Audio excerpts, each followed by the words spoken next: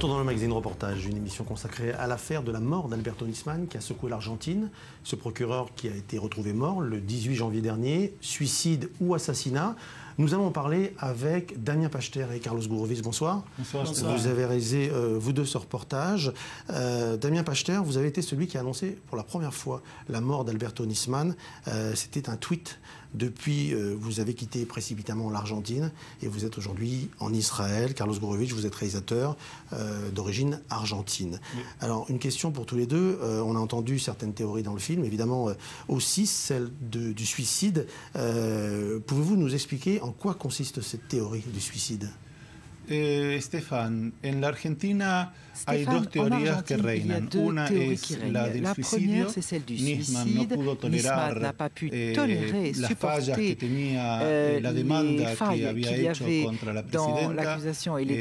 Se encontraba solo y por lo tanto decide suicidarse. Otra teoría dice que a Nisman lo mataron para callarlo.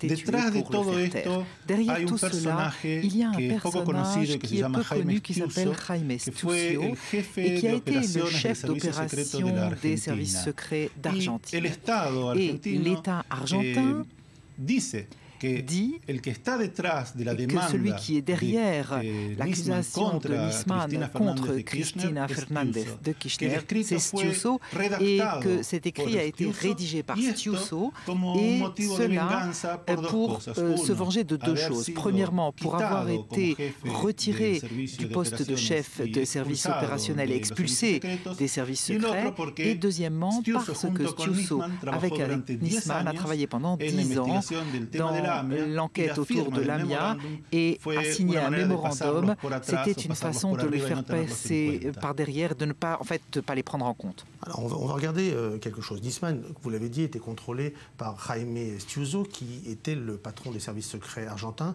Je vous propose d'écouter ce sujet, un extrait d'un entretien avec Aníbal Fernández, chef du cabinet du ministre du gouvernement argentin. On se reparle juste après. Je sentais que le commandant était Stiuso et que le subordonné était le docteur Nisman. Si ma parole ne suffit pas, je peux citer Gerardo Jung, journaliste de Clarín et de Radio Mitre, qui a enquêté beaucoup plus profondément que moi sur les services secrets et qui a écrit un ouvrage sur ce thème. Il dit exactement la même chose, que l'accusation a été écrite par Stiuso, que Nisman était l'employé de Stiuso et qu'il exécutait ses décisions. A esa decisión. Damien Pachter. Sí, yo creo que este intento del gobierno de imponer una tesis de suicidio, argumentando que Nisman, un día antes de presentar su investigación, como que se dio cuenta que no tenía nada y por lo tanto cometió un suicidio, me parece que es un intento de atacar a su persona y a su investigación en lugar de referirse directamente a la evidencia que él encontró. Es simplemente un intento c'est simplement une tentative de simplement jeter à la poubelle 10 ans d'enquête qu'il a faite, de les diminuer alors qu'il a accusé la présidente Kirchner qui était en train de négocier avec l'Iran pour établir les liens commerciaux entre les deux pays. Carlos Gourovic. Aníbal Fernández hace référence à un livre. Aníbal Fernández parle à un livre d'un journaliste argentin qui s'appelle Le Code Stiuso. Fernando Young qui a étudié 40 ans de l'histoire des services secrets et du travail de Stiuso. Sa spécialité, c'était les écoutes téléphoniques.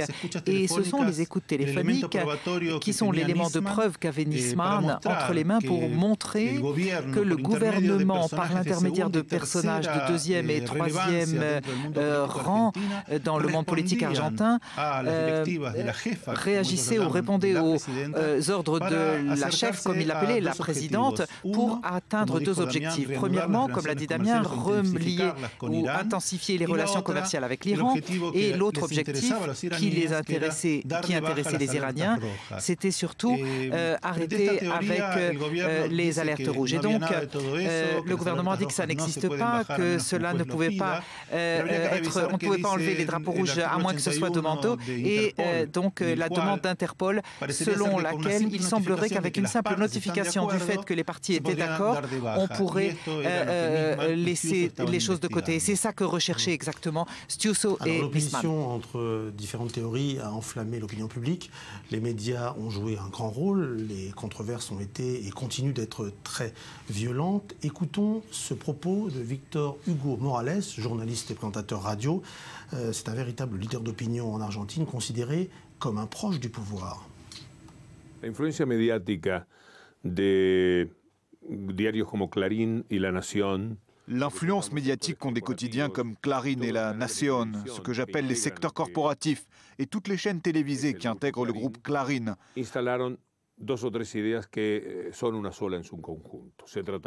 a inculqué 2 ou 3 idées qui en forment une seule, qui parlent d'un assassinat commis parce que le gouvernement était gêné, blessé ou rancunier par rapport à la décision de Nisman de porter plainte contre la présidente de la République et le ministre des Affaires étrangères, entre autres personnes de moindre importance. C'est ce qui a aidé ce mouvement à s'établir. Les médias ont une grosse influence. Ils ont agi sur l'opinion publique de manière grossière, comme d'habitude, sur d'autres sujets. Ils créent de nouveaux types de mensonges, les mensonges traditionnels qui peuvent passer pour des erreurs, et les mensonges intentionnels qui cachent un autre intérêt derrière le mensonge. Cela a renforcé l'impact qu'a eu l'idée de l'assassinat. Je suis encore certain que si vous sortez dans la rue, vous trouverez une bonne proportion de gens. L'université de Belgrano, qui est une université qui s'apparente largement à ce groupe idéologique, a dit dans un rapport qui a été publié il y a quelques jours que seulement 12% des gens pensent que Nisman s'est suicidé. C'est une idée absurde, inacceptable d'un point de vue rationnel. Et cela montre définitivement le pouvoir diabolique qu'ont ces médias dans le façonnage des opinions, afin de construire ce qu'on appelle le sentiment commun. Il est évident que ceux qui veulent que ce soit un crime sont les médias et l'ex-femme de Nisman, le juge Sandra Arroyo Salgado. Et il se retrouve de plus en plus affaibli. Damien Pachter, vous êtes journaliste et il y a des luttes de pouvoir très fortes entre certains groupes de presse argentins et le gouvernement Kirchner. Oui, ce que le gouvernement a fait, c'est diviser la presse en 2. Les bons, c'est-à-dire ce sont ces canaux de médias détestés qui sont achetés ou manipulés directement et indirectement par le gouvernement, et ceux qui sont privés comme Clarín et La Nación. Et en grande ligne, en fait, la situation des médias en Argentine aujourd'hui, le gouvernement argentin attaque constamment les médias privés en argumentant du fait qu'ils sont des opposants qui cherchent à déstabiliser et que la cause de tous les maux dans la société argentine, y compris l'idée que Nisman a été assassiné, est simplement pour répondre à des intérêts des médias, que les médias privés sont derrière tout le mal. Et face à là, on a la presse publique, propriété de l'État, qui tout simplement montre que tout va bien en Argentine, que la vie est rose et que les faits favorables du gouvernement sont simplement faits. Ils font une relation des faits pour imposer les points de vue du gouvernement. Il faudrait dire la chose suivante à ce propos. La période du régime Kirchner, qui a commencé avec Néstor Kirchner et se termine avec Cristina Kirchner le 10 décembre de cette année, ils laissent derrière eux 10 ans dans un pays qui, comme tout gouvernement, où ils ont fait certaines bonnes choses et d'autres qui ne le sont pas tellement. Les bonnes choses, peut-être, ce serait la culture, le développement et l'inclusion de tout un secteur de la population qui était auparavant en dehors de l'accès aux biens de consommation et au tourisme. Donc, ce qui est moins bien, par contre, c'est un gouvernement intolérant qui n'accepte en aucun cas l'opposition ou la dissension et qui très rapidement, si vous n'êtes pas avec eux, ils vous définissent comme opposants. Et la figure de Nisman qui pose des questions, qui demande à faire des enquêtes sur les actions des leaders du pays et de la présidente, cela crée un tremblement de terre, un séisme pour ce concept de ce qui est pour ou ce qui est contre. Et donc la réflexion de Victor Hugo Morales du fait que les médias organisés qui ont les moyens de la télévision, du radio, de la presse écrite sont diaboliques. Nous savons que quand on impute à quelqu'un une pensée diabolique, c'est jamais pour le bien de quiconque. Et si les médias ne cherchent pas le bien des Argentins, eh bien c'est parce qu'ils sont les ennemis du gouvernement et du régime actuel. Une chose est sûre, c'est qu'Alberto Nisman a laissé une empreinte forte dans la société argentine. Santiago Covadlofa a prononcé l'éloge funèbre du procureur lors de ses funérailles. Il est écrivain et philosophe et il nous fait partager sa vision de ce que représentait Nisman. Este es un gobierno que, al igual que el del expresidente Kirchner, ce gouvernement, à l'instar de celui de l'ancien président Néstor Kirchner, ne tolère pas la présence d'une opinion alternative sur la scène politique nationale. La presencia de un fiscal que con su denuncia iba a comprometer la idoneidad de la présence d'un procureur dont la plainte allait remettre en cause la gestion de la présidente de la République, de son ministre des Affaires étrangères et d'autres acteurs politiques est un fait qui défie le seuil de tolérance d'un gouvernement autoritaire face à ceux qui souhaitent exprimer une opinion différente de la sienne. Es la expresión más alta de una oposición que asentada en el derecho. C'est l'expression la plus forte d'une opposition qui agit au nom de la loi et qui s'apprête à remettre en cause la droiture de la gestion de la présidence. On ne pouvait pas entendre cet homme. Il n'y avait aucune possibilité de l'entendre et il n'était pas possible qu'un homme s'exprime ainsi au Parlement argentin. Parce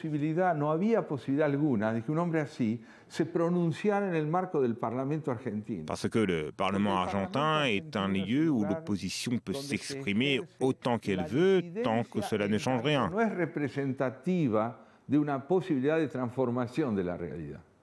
Ils sont une minorité. Un procureur n'est pas une minorité. Un procureur représente l'autonomie de la justice face au pouvoir politique. Et cela heurte la sensibilité autoritaire et autocratique qui n'admettra jamais un scénario d'une telle importance, d'une figure dissidente de cette envergure. La question n'est pas de savoir qui l'a tué ou s'il s'est suicidé. La question, c'est que représente-t-il pour qu'il ait disparu? Et il représente la loi. Damien Pachter, que représente Alberto Nisman aujourd'hui dans la société argentine?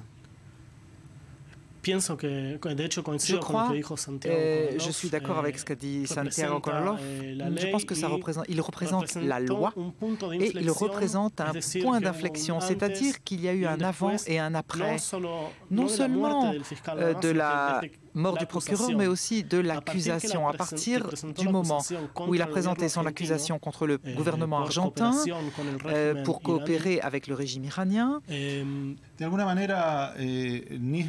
certaine manière, Nisman a représenté à son époque en Argentine le point où la société se pose la question: est-il possible que nous vivions hors la loi? Est-il possible que ce gouvernement, ce régime, durant 10-12 ans, nous ait amené au point où les institutions qu'il faut protéger, donc le pouvoir législatif, le pouvoir judiciaire, se voient perdus ou vacillantes parce que à cause des actes de l'exécutif. Donc tous ceux qui expriment leur opposition au Parlement, qu'ils le fassent s'ils ne veulent rien changer. Mais s'ils veulent changer quelque chose, ils doivent se taire. Nisman représentait en fait le sens de la loi, à savoir que, d'une certaine manière, met à découvert toutes les manipulations, toutes les choses qui ne sont pas claires, tout ce qui se fait sous la table par ce gouvernement et qui est accusé de corruption dans des centaines de cas.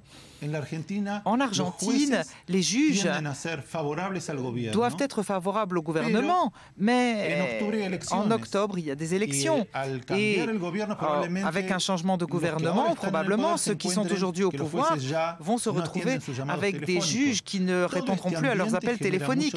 toute cette ambiance déconcerte la société. Et Nisman était un peu une barre d'un mètre, un peu qui nous permettait de mesurer la société argentine. C'était l'aune à laquelle on mesurait la société. Son enquête va continuer après sa mort.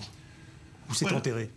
L'accusation de Nisman est enterrée avec lui. Il est passé par 3 instances de la justice argentine qui l'ont repoussé parce que, selon ce qu'ils disent, il n'y a pas eu de délit qui a été commis. Bon, il n'y a pas eu de délit, certes, mais on n'a pas non plus fait d'enquête sur ce que Nisman a dit pour savoir s'il y avait ou pas un délit, comme dans le mémorandum avec les Iraniens qui n'a pas été signé. Comme on n'est pas arrivé à un accord, il n'y a pas de délit. Il y a un seul point pour terminer.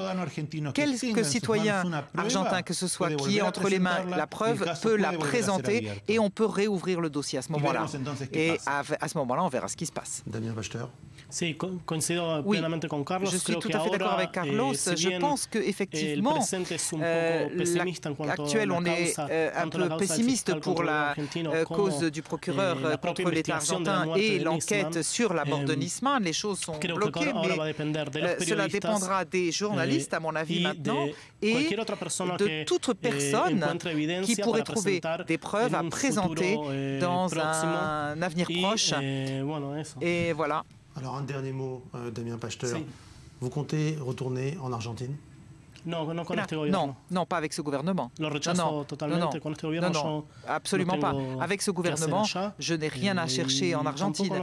Et puis, je ne sais pas non plus à quel moment exactement je vais pouvoir rentrer. Mais je vais m'assurer d'abord que mes sources me disent que je peux être en sûreté pour rentrer dans mon pays après la persécution dont j'ai souffert dans ma chair. En attendant, vous restez ici en Israël. Merci Damien Pachter. Merci Carlos Gorovic. Merci d'avoir réalisé ce reportage, d'avoir été avec nous dans cette émission. Merci. Je vous retrouve la semaine prochaine pour un nouveau numéro de reportage, le magazine de la rédaction d'I24 News. Au revoir.